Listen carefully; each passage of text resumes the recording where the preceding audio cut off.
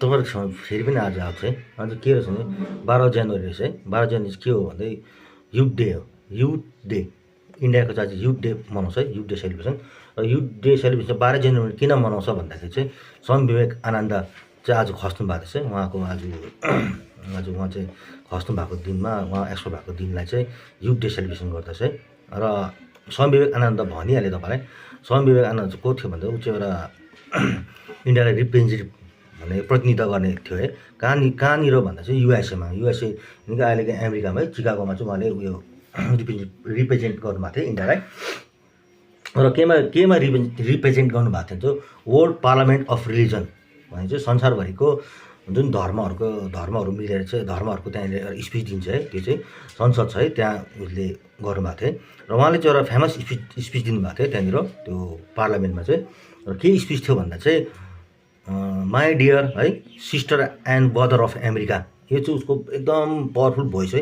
यो जुन चाहिँ उसले जब गएर भने है, एउटा साधु मान्छे है, अब साधुको भेष लगाएको होइन, तपाईँलाई थाहा छ स्याफ्रन कलरमा लगाएको कस्तो हुन्छ, केसी रङको होइन, अलिकति इन्डियन देख्दा त्यति वेस्टर्न कन्ट्री अलिक घिनाइ गर्थे। तर घिनाइ गर्दा पनि उसले स्पिच दिन जाँदा चाहिँ सबले हरेस खाइरहेको थियो, अब के बोल्छ होला भन्ने हुँदा चाहिँ पनि उहाँले भन्नुभयो my dear American sister and brothers भन्दा चाहिँ 2 मिनट चाहिँ त नन स्टप ताली बजेर है, क्ल्यापिङ भएर सबैजना एप्रिसिएसन गरेर।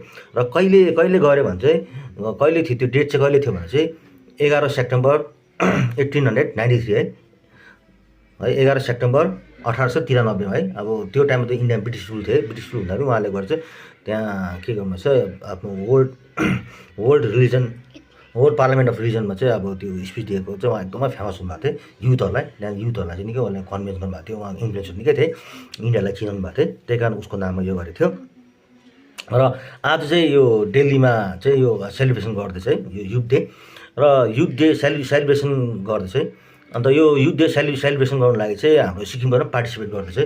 र युथ डे सेलिब्रेसन गर्न सिक्किमबाट पार्टिसिपेन्टहरू गएको छ 51 जना है, 51 जना चाहिँ पार्टिसिपेन्ट गएको छ है यहाँबाट छानिएर। र त्यसमा 29 जना है, 29 जना चाहिँ पार्टिसिपेन्ट इन कल्चरमा है, कल्चरल ट्र्याकमा गएको छ। कल्चरमा जो डान्सहरू देखाउनु के कल्चर हुन्छ त्यसमा गएको छ।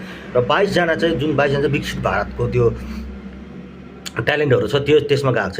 त्यहाँमा गएर चाहिँ त्यो 29 जना चाहिँ डान्स ट्र्याकमा गएको छ। र तपाईँको कल्चर ट्र्याकमा गएको छ 29 जना चाहिँ कल्चर ट्र्याकमा, 22 जना चाहिँ ट्यालेन्ट ट्र्याकमा गएको छ। आज हाम्रो सिक्किमबाट रिप्रेजेन्ट गर्दैछ है त्यहाँनिर। र यो चाहिँ कसले अर्गनाइज गर्छ भन्दा चाहिँ अब स्टेटमा चाहिँ तपाईँको युथ एफेयर मिनिस्टरले, अब आज हाम्रो सिक्किमको युथ एफेयर मिनिस्टर चाहिँ श्री राजु बस्नेत हुनुहुन्छ है, हाम्रो मिनिस्टर। र सेन्टरमा चाहिँ अब को छ यो युथ एफेयर मिनिस्टर भन्दाखेरि चाहिँ